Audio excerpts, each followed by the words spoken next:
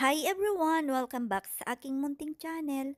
For today's video, kung ikaw ang tatanungin, mas maigi ba na papalagyan ng CCTV or pababakuran ang bahay ni Reyna? Ano ang masasabi nyo sa usaping ito?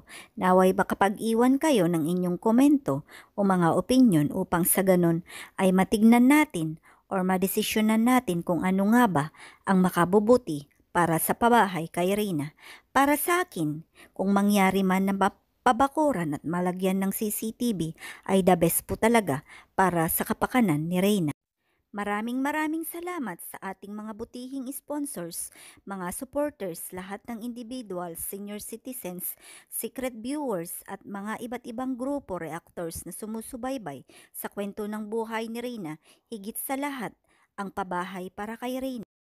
Umaasa po ang inyong lingkod na sana ay kaisa ko kayo hanggang sa matapos ang pabahay ni Reyna sa pangangampanya. Sa ngayon ay kulang na kulang pa rin po ang ating pondo.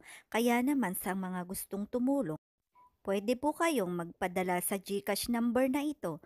At kung gusto niyo man po na idiretso kay Kalinga Prab, i-message nyo lang po ako sa Reyna's Best Team Ever na FB page natin. At isesend ko po sa inyo ang full details ng bank accounts ni Kalinga Prab. Maraming salamat mga ka